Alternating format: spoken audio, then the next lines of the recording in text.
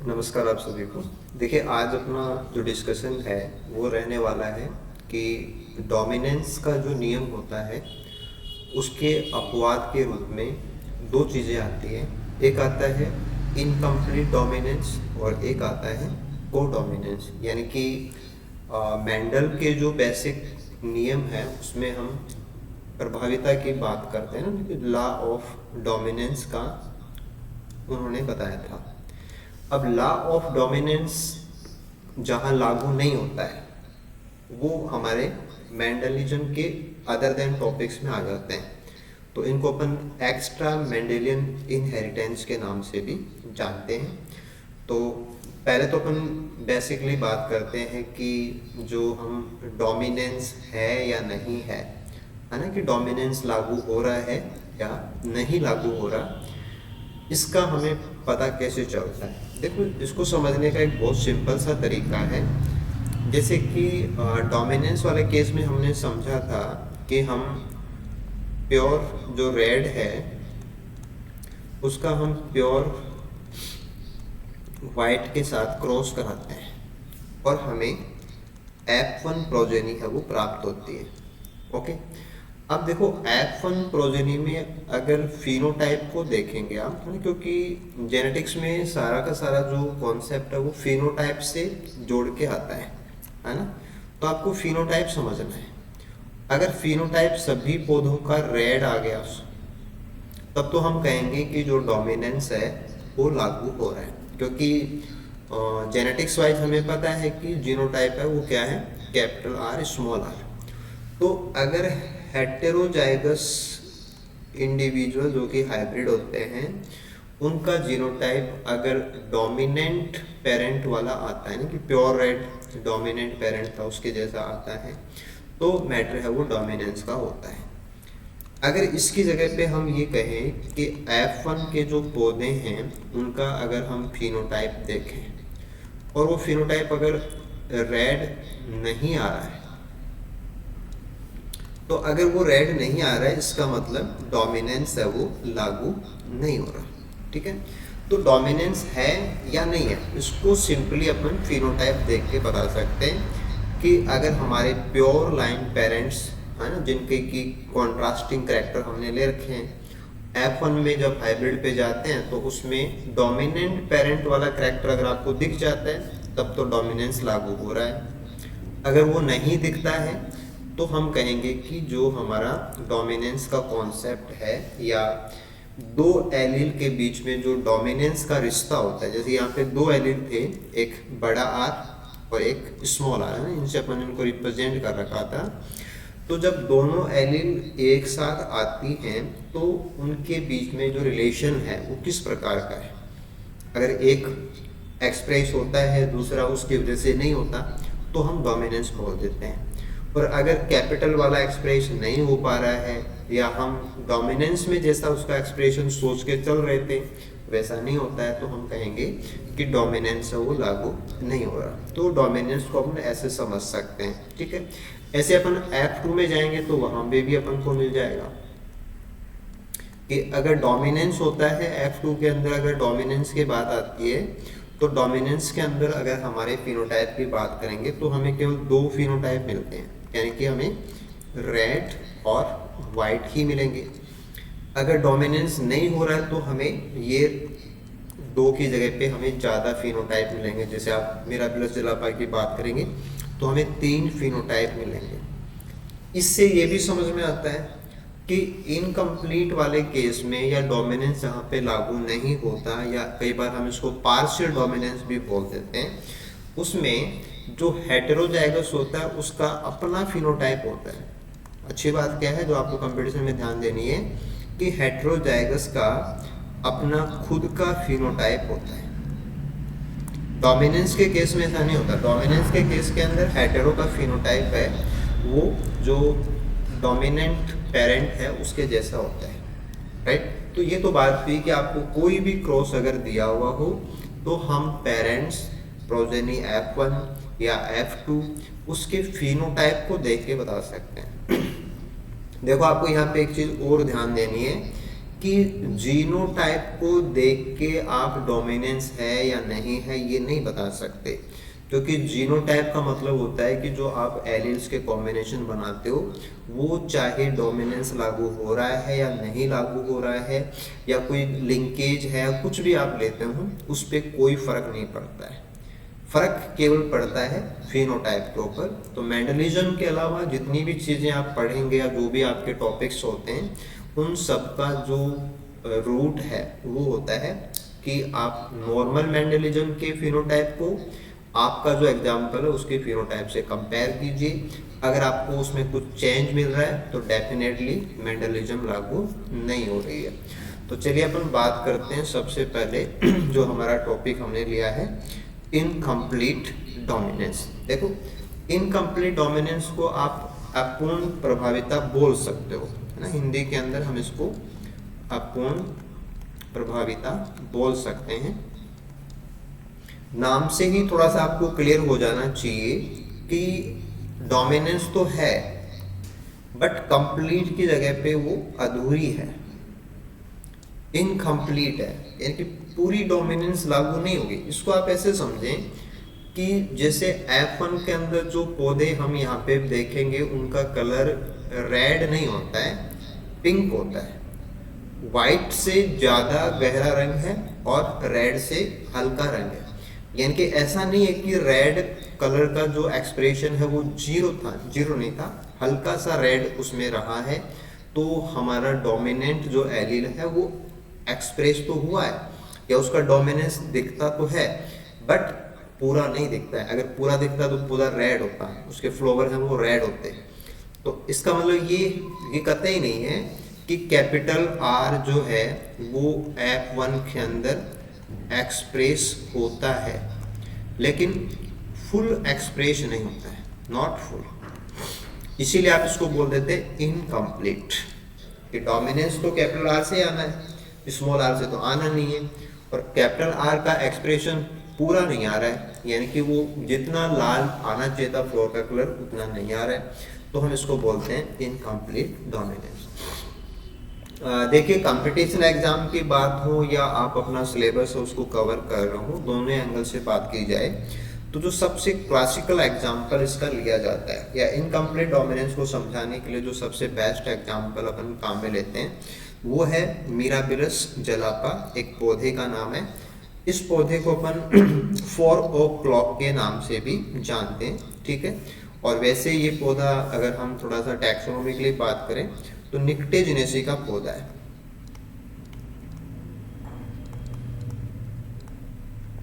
तो जिस फैमिली के अंदर हार श्रृंगार आता है निक्टेजिनेसी, उसी के अंदर मिराबिलस जलापा है वो आता है।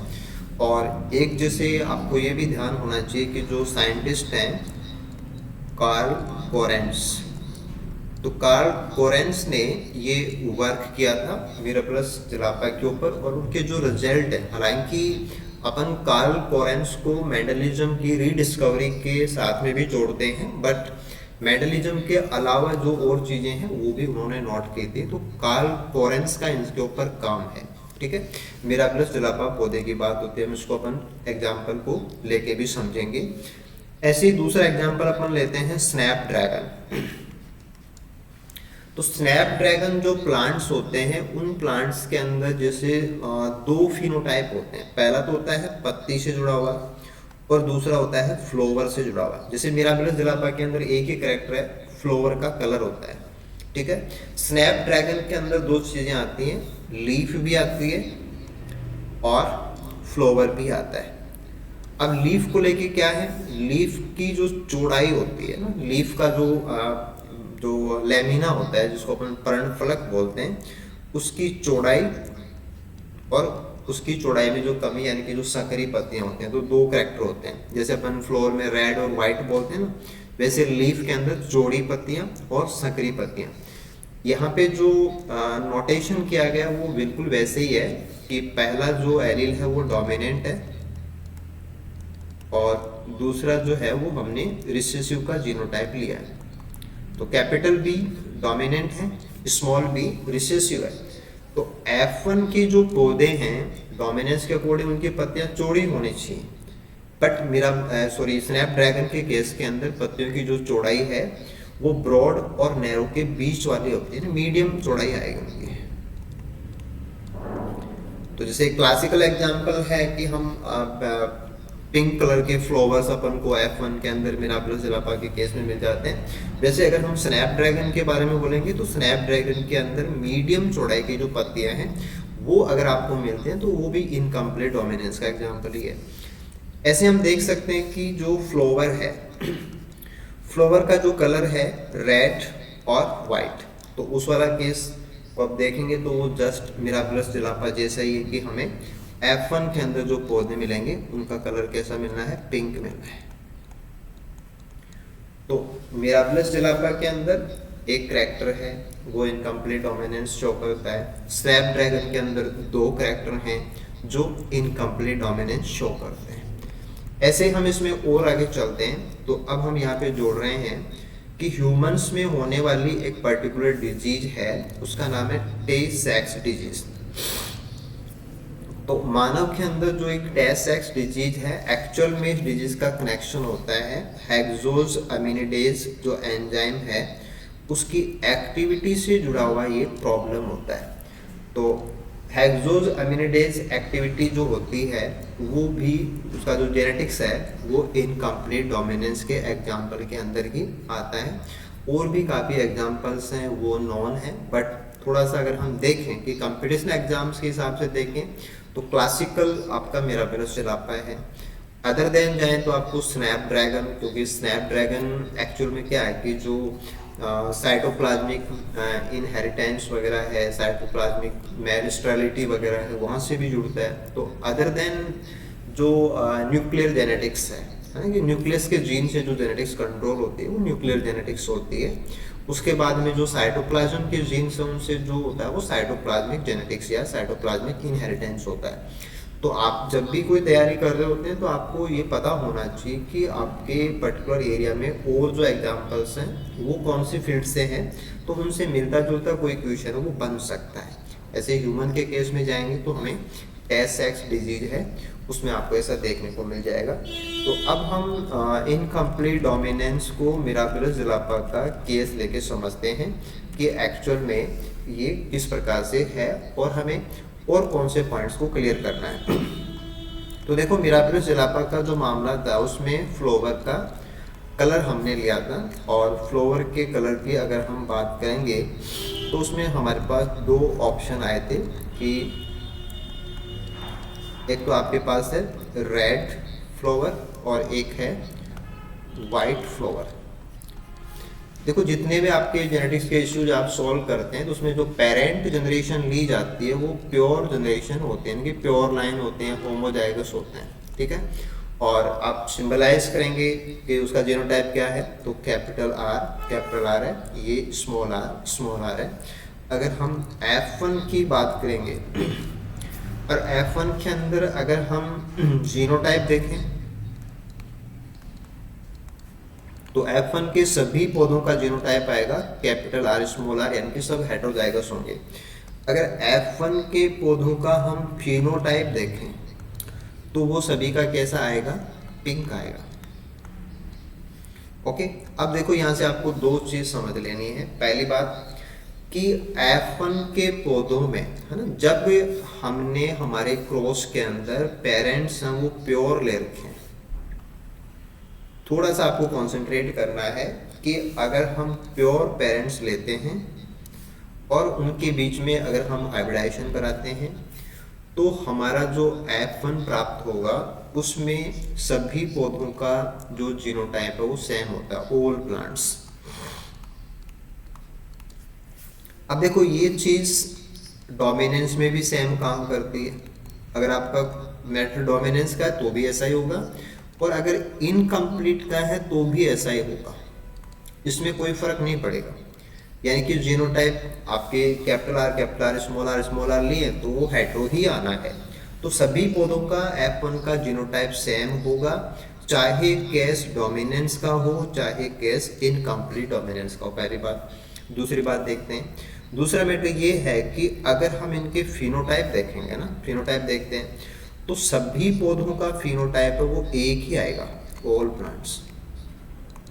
F1 की बात हो रही है ओनली, तो F1 के सभी पौधों का जो फिनोटाइप है वो सेम आएगा, लेकिन ये जो कलर है वो रेड नहीं आ रहा ना, रेड की जगह पे पिंक आ रहा है। बस इतना जो मैटर है ये इनकम्प्लीट डोमिनेंस आपको समझा देता है। ओके, एक बार दोबारा देखिए, अगर आपने प्योर लाइन पेरेंट्स लिए हैं, F1 के अंदर सभी पौधों का जीनोटाइप हेटेरोजाइगस ही आएगा और सभी पौधों का फिनोटाइप भी एक ही आएगा। अगर आप डोमिनेंस में हैं तो रेड आएगा, और अगर इनकम्प्लीट डोमिनेंस में है तो पिंक आएगा। Okay, this one. अब हम इससे थोड़ा आगे चलते हैं, इनके F2 पे चलते हैं कि F2 में क्या होने वाला है। अब F2 को देखते हैं अपन। अब देखो F2 के अंदर आप जीनोटाइप देखिए,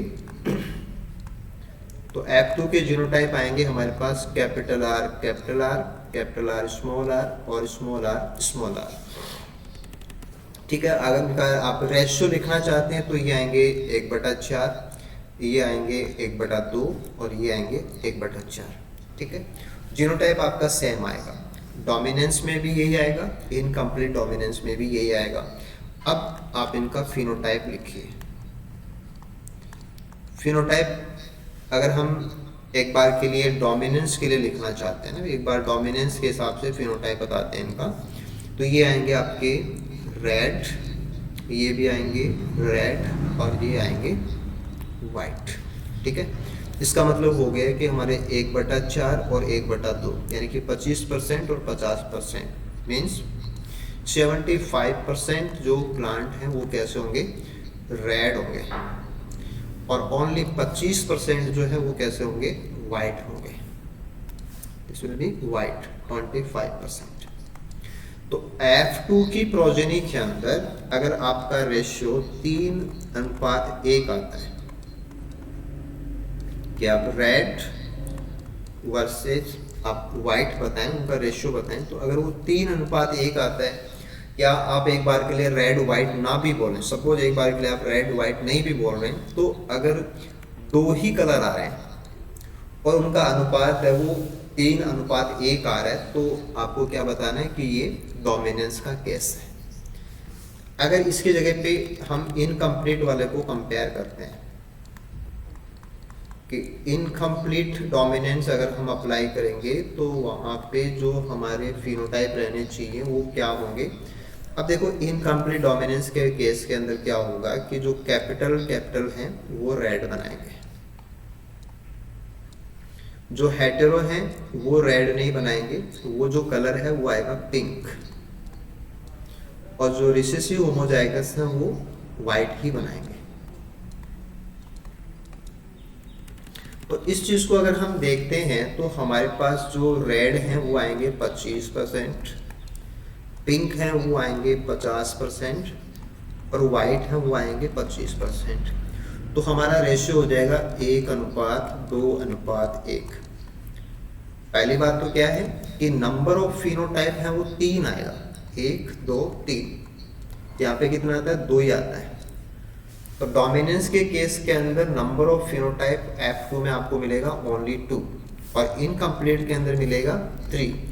बात वही है कि यहाँ पे जो हेटेरो है उसका अपना फिनोटाइप होता है, डोमिनेंस के केस के अंदर हेटेरो का अपना फिनोटाइप नहीं होता है। तो एक्स्ट्रा जो आएगा ना कि आपके पास रेड तो पहले से था ही, वाइट भी पहले से था और अब पिंक आ गया, तो हेटेरो का अपना फिनोटाइप होता है बाय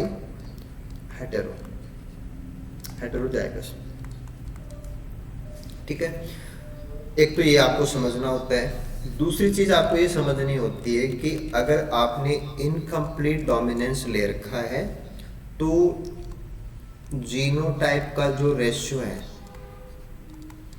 जीनोटाइप का जो रेशियो वो आएगा 1:2:1, यानी कि आप इसको लिखेंगे तो कैपिटल स्मॉल,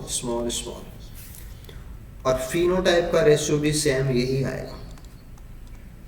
फिनोटाइप का रेशियो भी क्या आएगा, 1:2:1, यानी कि इनकम्प्लीट डोमिनेंस के केस के अंदर अगर आप F2 की बात करेंगे तो F2 जनरेशन के अंदर जीनोटिपिक रेशियो और फिनोटिपिक रेशियो सेम होते हैं, सेम वैल्यू जाएंगे कि वो 1:2:1 ही आएगा। तो डोमिनेंस के केस को आप फिनोटाइप के अनुपात क्या है और इनकम्प्लीट डोमिनेंस के केस को फिनोटाइप के अनुपात क्या है, वहाँ से अपन समझ सकते हैं कि अगर हमारे अनुपात में वो 3:1 वाले आ रहे हैं तो डोमिनेंस है, और 1:2:1 आ रहे हैं तो इनकम्प्लीट है। यानी कि थोड़ा सा देखें तो आप बता सकते हैं कि अगर टोटल में से आधे पौधों का जो फिनोटाइप है वो किसी भी पेरेंट से मैच नहीं करेगा क्योंकि ये पिंक है, तो 50% पौधे हैं वो पिंक कलर के हैं, तो ये आप इनकम्प्लीट कंप्लीट में देखते तो वहाँ कोई नया कलर था ही नहीं। इनकम्प्लीट के अंदर नया कलर है और वो भी 50% पौधों में, यानी कि लगभग आधी प्रोजेनी के अंदर एक नया कलर आता है या एक नया फिनोटाइप आता है। तो ऐसे कई सारी चीज़ें हैं जो हम इस जो पूरा टॉपिक है इनकम्प्लीट का उसके अंदर कवर कर सकते हैं, और डोमिनेंस से आपको कंपेयर करते हुए इस चीज़ को समझना है। एग्जाम्पल्स क्या है उसमें वो सब आपको ध्यान देना है, और क्लासिकल एग्जाम्पल वाइज मिराबुलर सिरापा का जो केस है उसमें अपन को समझना है। एक चीज़ इसमें और जोड़ लेते हैं, वो ऐसा है कि इनकम्प्लीट के केस के अंदर जो फिनोटाइप आते हैं, फिनोटाइप ऑफ हेटेरोजाइगस, यानी कि जो हेटेरोजाइगस है उसका फिनोटाइप अगर हम बताना चाहें तो वो एक्चुअल में क्या होता है कि मिड ऑफ द रेंज, ये जो रेंज है उसके बीच का होता है। जैसे रेंज का मतलब क्या हुआ कि एक साइड में रेड कलर है और एक साइड में बिना पिगमेंट वाला वाइट है, तो इस समय पे हमारा जो फिनोटाइप आएगा वो इनके बीच वाला आएगा। यानी कि हेटेरोजाइगस का जो फिनोटाइप है वो ना तो रेड के क्लोज है ना वाइट के क्लोज है, वो बीच में है, मीडियम वाला आएगा। तो एक रेंज जो होती है कि RR कैपिटल आप लेंगे उसका रेड है, स्मॉल का वाइट है, तो हमारे हेटेरो का बीच वाला आएगा, राइट। तो ऐसे हम फिनोटाइप्स हैं, रेंज हैं, रेशियोज हैं, उन सबको कवर कर सकते हैं।